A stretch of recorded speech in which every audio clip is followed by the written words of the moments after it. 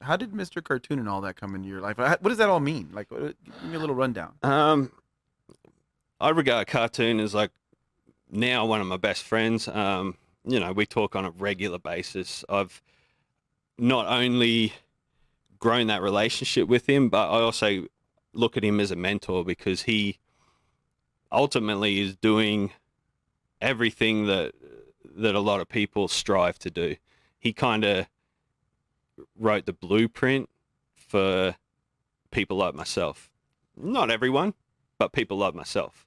You know what I mean? So um, that started with, obviously I was following his work for a long time being a tattooer. He was in magazines and stuff like that. So the only way we got to, back then, we got to see things is like tattoo magazines, any publication that come out in writing. And he was frequently in that stuff, you know what I mean? So being an Aussie, not being far removed from LA and the LA culture, that's how I learned about him. Fast forward to he did a line of car care products. Um, huge. He's his whole one of his biggest passions outside of art is low riding, and if you follow him, you know that.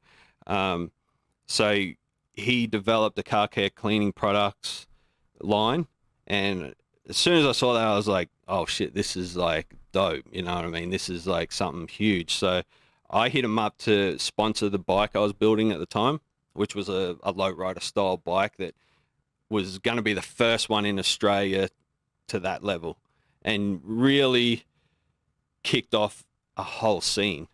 If you want to like go deep into that, it was the first one to open people's eyes to it, and now that scene is huge, and it's so dope to see. Like it's really Are you really the fucking dope. founding father of lowriding in Australia? No, definitely not low riding.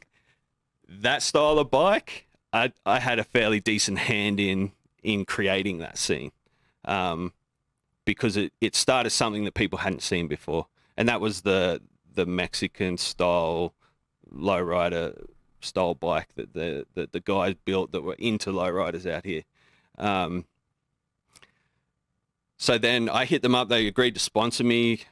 I was coming out for SEMA. I was coming out for a trip. I was actually coming out to buy a 62 Impala. Um, so I was hitting them back and forward to go meet the guys, have a chat about what was going on, all that sort of stuff. So that's basically how it started. That story itself could be a whole podcast. I'm not going to go into We'll it have to because come it's a back. long story. But from that, a whole bunch of things happened along the way. And basically, I started going back and forward out to LA and sitting with him at weeks at a time in the studio and expanding my knowledge, listening to the stories, listening to game. That dude's got game in so many different areas of everything. So, like I said, he really laid out a blueprint for guys like myself. So, um, Mentors you. mentors, basically, yeah. So that went from that into once I proved that I wasn't there to like get anything from him. He had so many vultures around him and people just trying to get what they could from him because he was like the leader of the pack, right? So once he's seen that I wasn't there to do that, I was just there to Learn. learn, to grow, and to be a friend. You know what I mean? Which is fucking rare to have someone who just wants to be your friend because you're into the same shit. Um, I think he kind of let me in a little more into his world. But now, yeah, we're great friends. We do family stuff together. We exchange ideas. I'll reach out to him if I've got questions. We send photos of, secret shit we're working on, lowrider stuff, like just everything basically.